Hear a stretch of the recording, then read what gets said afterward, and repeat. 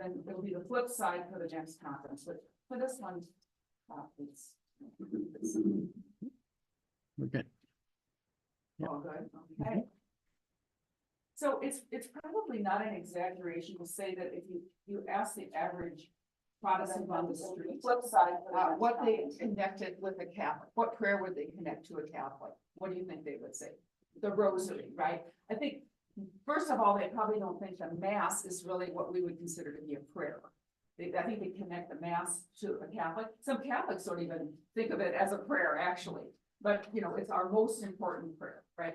But for the Protestant on the street, so we've really made this popular enough that those that are opposed to the Catholic faith relate that to us, right?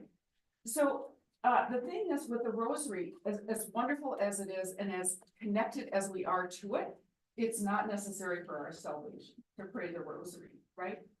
It helps. And as I put this quote up here of St. Jean Jugan, who is the founder of the Little Sisters of the Poor, she said the Hail Mary will take us to heaven. So it certainly helps, right? It's so powerful. It's that 3-sentence prayer that is full of power. And those of you that are Seven Sisters are supposed to pray one for me every day, right? And it's what buoys me up and brought me here in good stead. So again, it's a prayer that's beloved to us, but it didn't come at the beginning of time of the Catholic Church. And we'll talk just a tiny bit about that, because I really don't think that's really the focus of what we have in this small conference, but it will be a part of that. So the name means a garland of roses, right? A crown of roses. So it's the perfect pit stop for us for this conference, right? We're going to talk about roses. Where do we go? We go to the garland of roses, the crown of roses. We go to the rosary. And it was heartening beyond belief. I thought my heart was going to just burst when so many of you in great humility and transparency said, I need to learn how to desire to pray the rosary. I need to learn to pray with greater fervor, et cetera, et cetera. You all heard it with me. So this is your conference maybe. And so what I say is just like the tip of the iceberg, go beyond that, however the Lord might lead you. Your prayers will be answered. We are praying for you. I prayed diligently for you last night on my knees at my bedside. So this is important for us, even though it's not essential, right, for our salvation, but it's something that we're moved to do, and it does affect us. It does affect us, and we'll talk about different ways that it's meant to affect us. When I returned to the Catholic Church, as I said, 25 years ago in March, I was so excited to be back in the church, but I was embarrassed that I did not know the mysteries of the Rosary. And I thought, I can't really tell too many people that. And I know there's a bunch of pamphlets around that'll help me with that, but I was constantly needing to refer to them. What I put to memory were the joyful mysteries. I thought, I'm so joy-filled to be back. I'm just going to pray those because I like those. And that's how I feel. So I prayed the joyful mysteries for 2 years. And one day I was praying with somebody and they said, it's like whatever day it was, Friday. And I said, so what? And she said, well, it's the sorrowful mysteries. And I thought, well, don't you have a choice? You know, kind of a thing. So I took it to task to try and learn. My husband, having come into the Catholic faith by that time, we both took it to task. And being husband and wife, probably not like you as maybe a wife to a husband, we were, let me say, somewhat competitive. So we do the mysteries, and if the other one forgot it, we'd be nudging them. It was like, no, that's not the first joyful mystery, you know, and this kind of thing. So we've come a long way, baby, right? But it really was this sense of we wanted to be the one that knew. And now we've grown so much in the fact that when we pray every day together, it is solidified, and our marriage really is where it is because of the Rosary. It really is. And anyway, now we're at this point where we just say, I'm having a blank. I can't remember the mystery, right? We're able to say that. And how much more room does the Lord have to work with a person like me when I'm like that, rather than nudging my partner and trying to be one up on it, right? So it's something that's softened my heart as I've done it. And actually, being a lay missionary of charity, whenever we take the sisters on drives, the door is barely closed and the seatbelt is barely clicked in the name of the Father. And it's the rosary all the way. So same now with my husband. I do most of the driving because of his health challenges. The door gets closed, it's almost just buckled in and in the name of the Father and of the Son. So it's a beautiful way of life.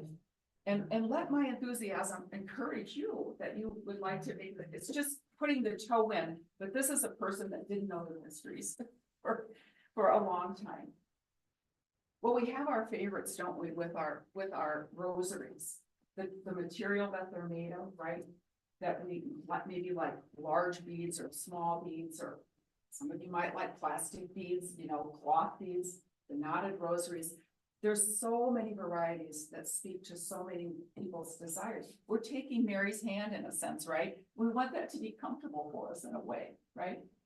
So there's lots out there, lots of people take great pains to make rosaries out of precious stones and precious materials. There was a priest that one time said to me somewhere along the journey, he said, I love to pray with a rosary that has a wooden crucifix, because that is where Jesus mounted. He mounted that wooden crucifix. So for a long time, I wanted only a wooden crucifix to pray that rosary. So there's different ways that we're moved, that not so much I like that, but it moves us into a deeper place maybe of understanding, of loving, of just moving into the mysteries that we're ready to engage in. When my mother was ill, she always prayed the rosary. She always had a rosary underneath her pillow, right? Some of you are shaking your head, you did that too. But as she was ill, she really wanted these large beads. And I had just been to Italy and I got a rosary that John Paul II had blessed, and it was gigantic. And I remember thinking, why did I buy this huge rosary? It's like takes so much space, right? But my mother loved that rosary. And it really was the rosary that she used to her death. And my sister inherited that rosary. And here's a word about my sister. My little sister Juliette, she stayed faithful to the faith. She never veered. She saw her older sister veer off somewhere and go into the Protestant world for 10 years. But she never veered off. And she is a woman that is, she's very gentle spirited, and she's such an encourager. And she always taught children. And her manner is just perfect for it. And adoration is like, what child could resist my sister Juliette, encouraging them and inviting them to adoration? Not many, right?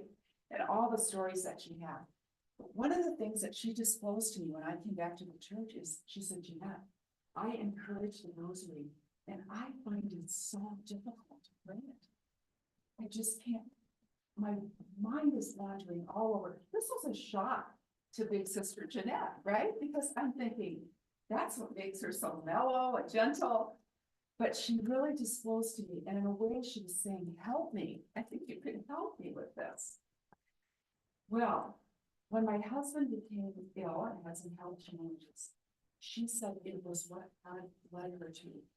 And she is the first to grab that rosary, and constantly when my husband has particular medical appointments, she's there. I'm on it. I have the sword in my hand, right? So sometimes it's an event like that. Maybe it's this retreat. Maybe it's like, I out in the open said, I want to pray more fervently. Maybe that's the turning point.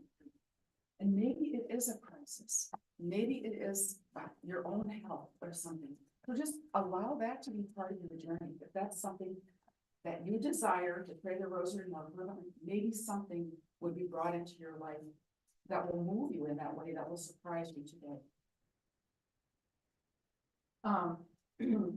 We also have special, not only do we have special rosaries, but we have special places for them, don't we?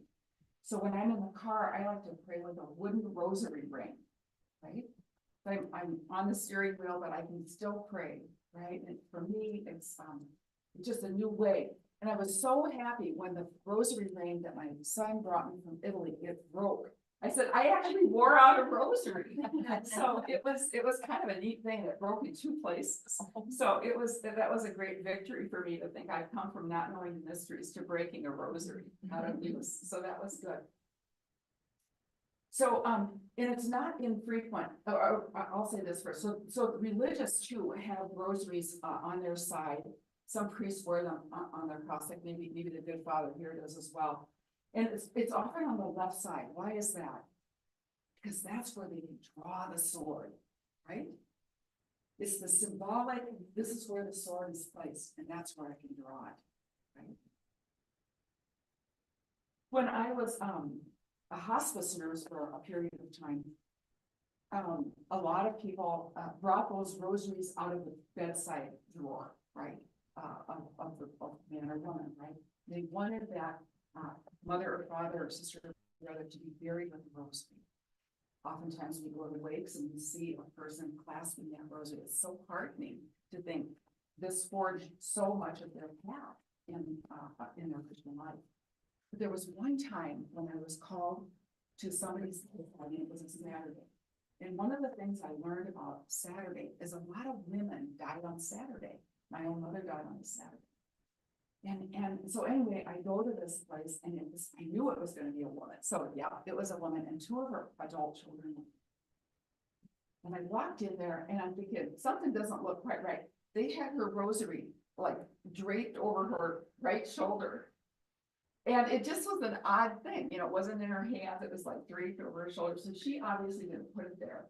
But they knew that was important to her. And so they just like, they wanted to put it on her. And I went in and I said, you know, I said, your mother must have loved that. Oh, she prayed it all the time. Let's bring it down into her hands. They were afraid to touch her hands. So that's what we did.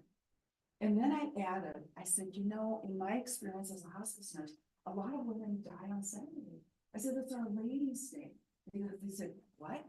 I said, oh, Saturday. The church looks at that traditionally as Our Lady's Day. They honor Our Lady. And I said, on this Saturday, where most women work a lot, right? It's a work day for we women, right? In the domestic. And I said, but your mom, no work, she's going home, right? And they just love it. So another sibling comes in the room and they go, Mom died on Our Lady's Day, right? So I mean, they take it on. So these are things that we can pass on, right? And support those kind of things where we might suggest that. Go to visit someone who's dying. I often now will say, what is your favorite decade of the rosary? If I feel like they can make it through 10 Hail Marys. And everyone does have that favorite, right? When I prayed with my mother, it didn't surprise me so much, but for her to verbalize it, how she loved the sorrowful mysteries. And it brings tears just for me to remember that. Because here I am. I love the joyful mysteries, and that's as big as I can get, you know. But my mom, I understood something about her. She was so deep in her faith. She loved the sorrowful mysteries, right? The beautiful thing when you visit, to just ask them, let's pray to Janette. What is your faith? So no matter what type of rosary it is, what beautiful material or not so beautiful material it was made from, who gave it to you, where it came from, all of those things. They're all the garland of roses. They all have a purpose. And they're all dedicated to the mysteries of Christ walking with Mary in those mysteries. And what is the hope for that? What we talked about yesterday, that we in that journey will carry the order of sin. That is our place of walking in the rosary, that we become holy, that we become holy. St. John Vianney, as you know, I quote him every single communique. If you read my communiques, you'll see that I quote him where he said, one Ave makes hell tremble. What is that? Old hairy legs, he hates Mary, totally hates Mary. She is a creature but God has given her that task of crushing his head, right?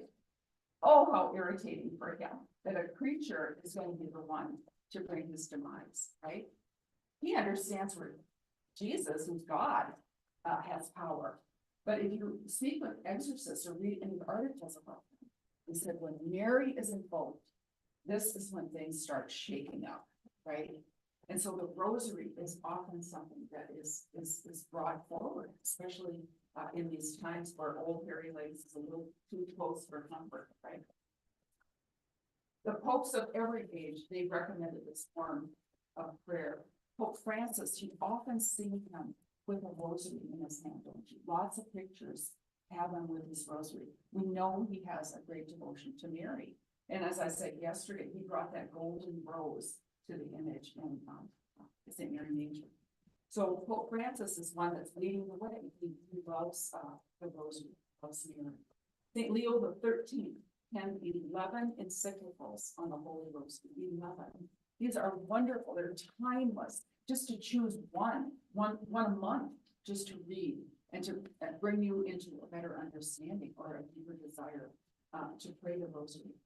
John Paul II said that after the Mass, it was his favorite prayer. And that statement coming back into the church influenced my life. I thought, John Paul II, who I admired, I didn't walk with him because I was in the Protestant world much at that time. I thought if somebody like that, the holiness that we can recognize, the brilliance that we can recognize, loves the Rosary, that the Rosary isn't too small for him. That's something I need to pay attention to. So that was one of the influences in my life. One of the habits I have when my birthday rolls around in October, the night before usually, or maybe the week before if I think of it, but the night before for sure, I say, okay, Lord, what's the theme of my next year? It's a new calendar page for me tomorrow. What's the theme? And so this was a habit. So that this one particular year, I posed that question to the Lord.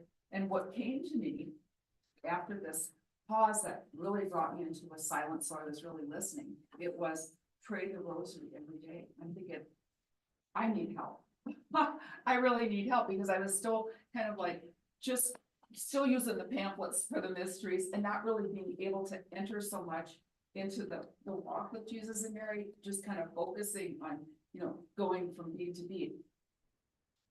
2 days later, this is 2002, October 16th, Pope John Paul II declares a year of the Rosary and adds the luminous mysteries.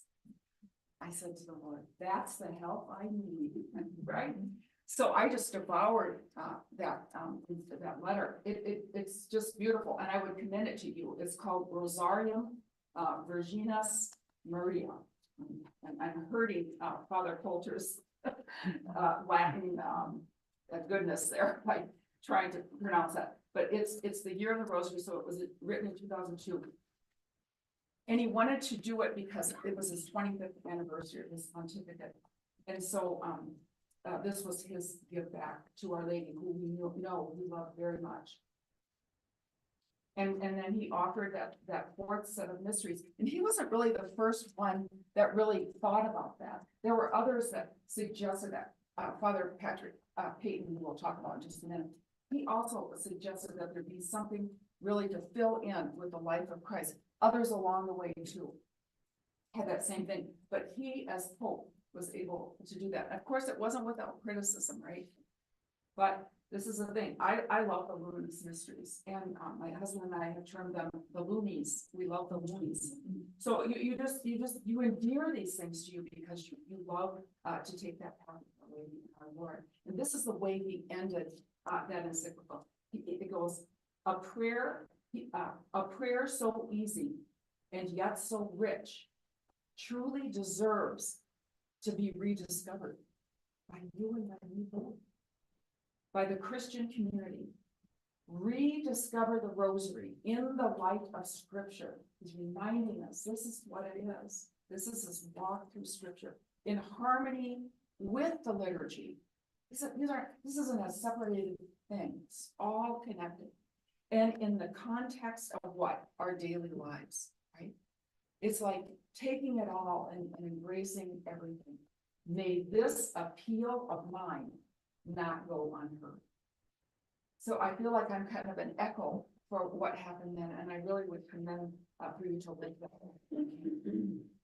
Okay, so this gem of a book came out in 2016. It is called Champions of the Rosary. It's from which this picture came on your handout. It was written by Father Donald Calloway. You know anything about him?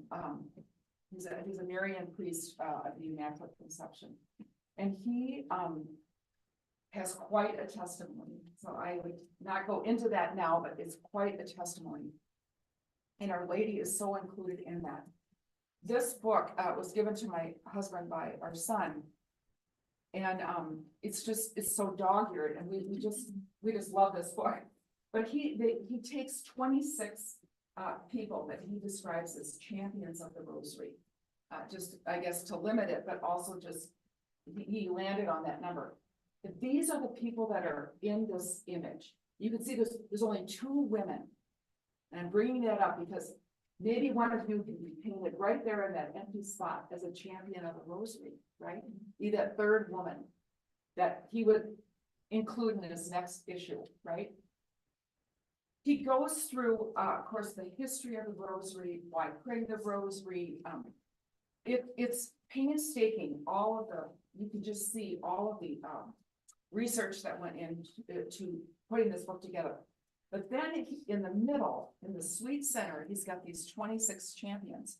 And each one he gives a title, like maybe one is the restorer of the Rosary. One is the missionary of the Rosary, the priest of the Rosary, the Pope of the Rosary, et cetera, et cetera. So I thought I'd highlight 3 and out of that. But then to continue on in the book, just to bring you through a little bit further, there is a chapter on why praying for the Rosary, and I would commend that, especially for those of you that verbalize your desire to do that. And then he's got this beautiful appendix with artwork of the Rosary. And I did put one picture from there on the back, and we'll go over that tomorrow, but it's in here, and unfortunately it's very small, but I did include the artist so that you can go and Google it. And we'll refer to it tomorrow, but it's in this particular section. So this is such a gem. If you get one book, this is it. I just ordered it for a friend of mine, and you can get it as a used book and at a very reasonable price. But you can get them as e-books as well. So these are the 3 I'm going to refer to. So one is Spanish, another is Italian, and then we'll go to an Irishman too, okay? And so the first one is Saint Dominic. He's termed the founder of the Rosary, and indeed he was. And so we're in the 13th century at this time. But the neat thing, I want to just back up one step to say that Father Calloway talks about God as the divine craftsman of the Rosary. So it didn't just happen with Saint Dominic. There was a lot of antecedents, he calls, things that happened ahead of time. So people were using beads to pray with. They were praying the Our Father, right? Taught to us by Jesus. The Hail Mary took a while to get in the form that it is. And the second person I'm going to talk about, he helped to do that. We'll talk about Pope Pius V. And then the Creed, right? That took a while to get it in the form that it is.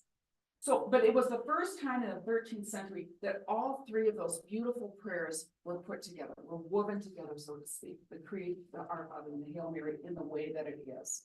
And then responding to that is meditating on the mysteries of the life of Christ. So all of those things, but I think what Father Calloway does for me, and hopefully for you, is he continues to reflect that all of this is God's design. Like sometimes we read about history and we just kind of like focus on that person, but really the Lord, it's his plan, it's his unfolding. It's time for that plan to unfold the way that it does at that time. So Dominic was from Spain. His mother is a blessed. You might hear her as Jane of Aza, but her name was Juana. She was from Spain. And some of you might know that when she was pregnant with Dominic, she had a vision. And it was a dog that was carrying a torch that was lit, right? And this will have importance a little bit later. And that dog was setting the world on fire. She's pregnant with this baby, right? So, according to the Dominican tradition from which Saint Dominic is, and I'll go into that, the Rosary was founded in 1208. Now, Saint Dominic was not a Dominican at that time, and we'll talk about that. He was a man who loved the truth, and there was a heresy in France, the Albigensians, that were saying that material things are not good. It really, the supernatural thing, that's where the focus has to be. And our body and material things, they're just distractions, and they get in the way of the higher things, right? So Dominic would preach on this, against this. He loved truth, and it wasn't true. And so he's in France, he's a Spanish man, he's in France preaching, and he's frustrated because nothing is moving as quickly as he'd like. So he goes into the woods. And in the woods, there's a meeting of Our Lady. And she gives him the rosary. Now, this is what Our Lady says. We think this comes from, a man's mouth, right? She says, she instructed him and she said, this rosary is to be a weapon of war. This is Our Lady. This is a weapon of war and a battering ram against heresy. These are the words of Our Lady, right? So he's enthused and he's encouraged, right? So he goes back, and with this new sword, things start happening. He's starting to break the heresy, right? So it wasn't until 2006 or 1216, so this is quite a bit later, that the Dominican order which is called Order of Preachers, was put into place, right? We think it kind of happened the other way around, that it's this way. And here's the beautiful thing that hooks his mother into all of this. So Domini means God, right? And Canes, canes, would be like dog. So it was like the dogs of God. The Dominicans are the dogs of God. They're the ones that go sniffing out the heresies, and they're the ones that go out into the fields for the lost sheep, right? It's a beautiful play on words, but they are that order of preacher. They're fearless. We have Dominicans in the Twin Cities that are phenomenal. I love going to their masses. They are wonderful preachers, and the order of sisters as well. They're wonderful teachers. And so the story of Saint Dominic is fascinating. And I think for today, that's what we're just going to cut it off right here, because there's just too much. But Father Calloway, there's a brilliant job that he does with that, and with the help of others, to put all of that together. So I would commend that to you. The second person we're going to talk about is in the 16th century, so we're moving ahead here. And this is St. Pius V. He's connected a bit to St. Dominic because he is from that order. He was a Dominican. He entered the Dominicans when he was 14 years old.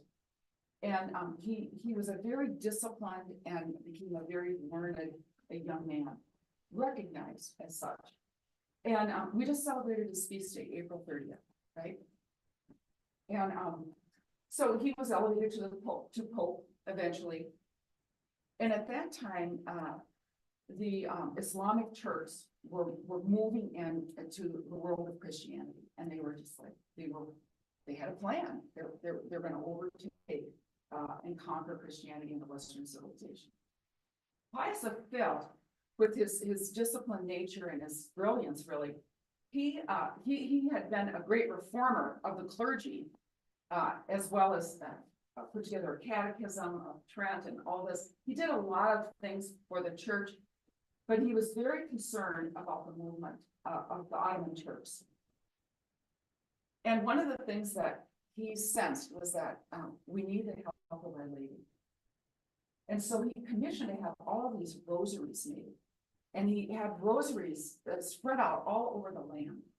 And he's Italian, so it's all over. He's trying to pull this army together. It just wasn't coming together. He's called the Holy League. This is in a nutshell. My husband would be screaming because Pope Pius V is his favorite saint. He knows all these things so intimately, so. But anyway, so, everything was against them. The army was greater, fiercer, more experienced, all of this, more fleets. It just was top heavy. And he's trying to pull together, these things, which of course, the divine craftsman is already doing, right? So different people are chosen. And this holy league gets together and all of the men have rosaries, right? And they had priests on board as well. So the priests were hearing confessions and, helping lead the rosary at times. I mean, again, fascinating story. I would recommend Warren Carroll speaks about this probably the best. And he has a series of books on history, but from a Christian Catholic perspective. So that would be the way I would go for that. But anyway, as we know, victory happened. The winds changed. All kinds of things happened in favor. The divine craftsman is at work. Our Lady is at work. And Pope Pius V goes to the window and has this vision of Mary before he knows that the battle has been won at Lepanto, right? And he knows it's been won. The happy moment comes to him before anyone tells him, before any of the couriers come to him. And so the Battle of Lepanto was so important, saving Western civilization really and Christianity, right? So he declared on time to honor Our Lady for this victory, calling it a feast of Our Lady of Victory. That got changed to Our Lady of Rosary, which October 7th, right? My husband, this is how much he loved Pope Pius V. His license plate on his car is Lepanto. People stop him and say, "Is that your last name?" He goes, "Oh no, but let me tell you." It's just wonderful. My life with my husband is a thrill. It's a great adventure, right? Okay, again, his story so much. Suffice it to say, we'll cut it off there and we'll move a little bit further along into the 20th century, right? And let me just show you. I'm just gonna analyze you with just a little bit of how this book was set up.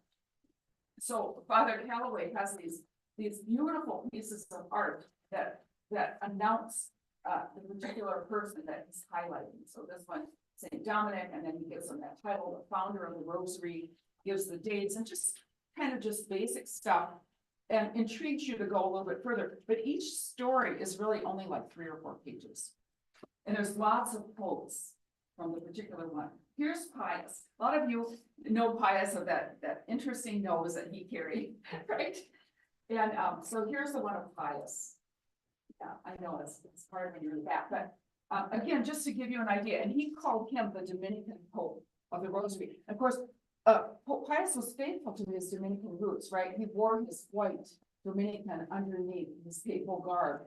And he was the one that really started all the popes wearing white after him. So he's credited for that. So here is Father Peyton. He's a servant of God, and he's the Irishman that we're going to speak about a little bit. And he was termed the Rosary Priest. And he just passed away in 1992. 92. And so Patrick Peyton, again from Ireland. He was at 19 years old when he came over as an immigrant. He got a job as a janitor at the cathedral.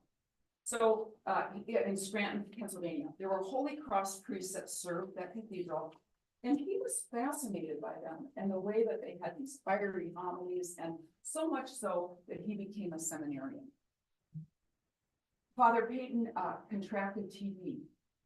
Now this isn't too far after Teresa of Lisieux, who died of TB, right? TB wasn't always something that could be gotten over, right? Many people succumb to it. And so he prayed to Our Lady. He offered a novena to Our Lady, and he was healed.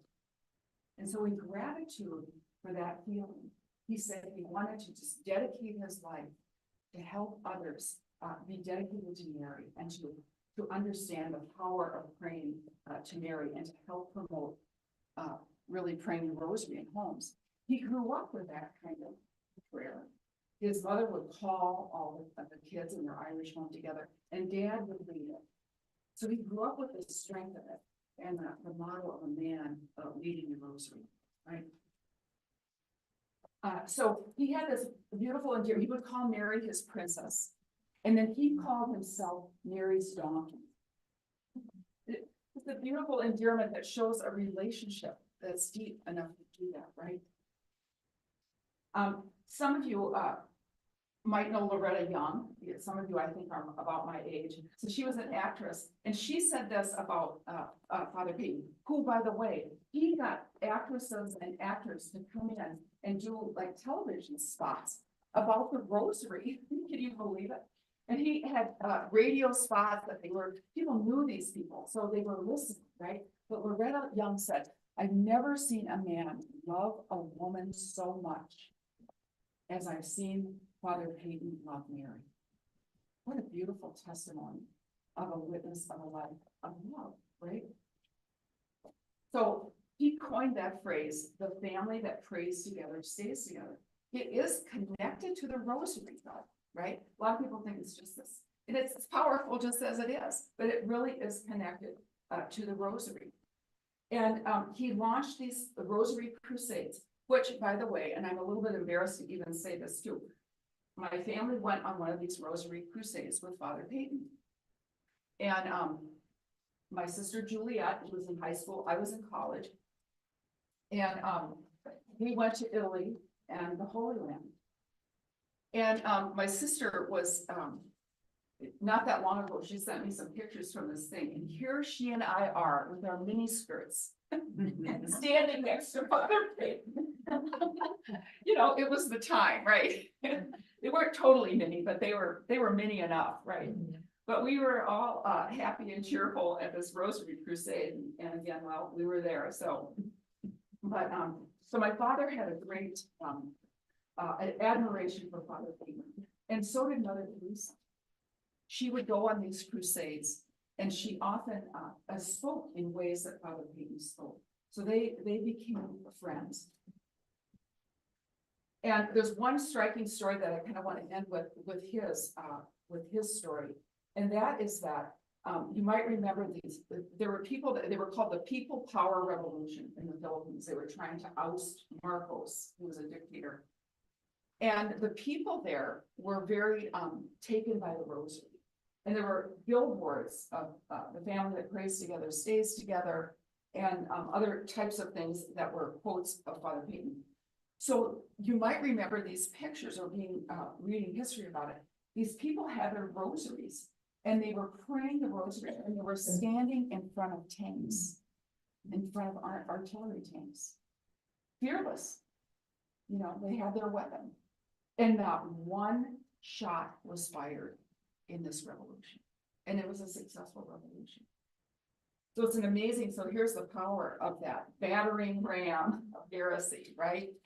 And you know, this is. I think sometimes we think about Padre Pio, who says, you know, "Bring me my sword," right? Or Mother Teresa one time at the airport, they said, "Do you have any weapons?" And she said, "Yes." and what? The people are like, what? And it's like, and then she smiled and brought out the rosary, you know, my sword, kind of thing. But we kind of think that that's where, but it's from Our Lady. Our Lady is giving us the essence of the power of the rosary. She really does. So I think it's probably good that Janette stops talking for a little bit. I do want to say one thing about Father Peyton, one more thing, and that there was a film that came out on him in 2020, and it's called Pray. I think it's prayer, isn't it? I might have misspelled that. Either Pray or Prayer, the story of Father Peyton. I don't know. I have prayed. Well, either Pray or Prayer. It is very, very well done. And I think especially those of you that are desiring to build some momentum with your rosary recitations and prayer, I would commend that to you. I mean, by the end, you just went, where's the rosary, right? We have a bowl in our home. We call it the rosary bowl because we have we live on a lake and people come over, we go, let's go for a rosary walk. Well, I don't have my rosary. Oh, we got the bowl, so no excuse. So, grab your rosary and watch that film. Okay, so it is tempting to review the 23 other champions of the rosary, but I do give you as an assignment, how might the Lord be calling you to be the champion of the rosary? What would your chapter say in this book? Right? And then this is the second thing. It has been said, if you carry the rosary with you everywhere, again, carry the rosary with you everywhere, it will carry you through anything. Carry the rosary with you everywhere, and it will carry you through anything. And so I want you to just think about a time and thank God for a time when that was true in your life. So bring it to a place of gratitude this morning. And then those 15 promises for praying the rosary, they help boost your desires. In a nutshell. Okay, so let's pray. Let's end with a Hail Mary. That's appropriate. In the name of the Father, and the Son, and the Holy Spirit. Hail Mary, full of grace, the Lord is with thee. Blessed art thou among women, and blessed is the fruit of thy womb, Jesus. Holy Mary, Mother of God, pray for us sinners, now and at the hour of our death. Amen. Glory be to the Father, and to the Son, and to the Holy Spirit, as it was in the beginning, it is now, and it shall be. Our Lady of Good Counsel, pray for us. Okay, so rosary at 10:45, and some time for meditation in between. Go out and take a walk with your sunglasses on. It's beautiful out there. And then Mass, Holy Mass, the height of the day will be at 11.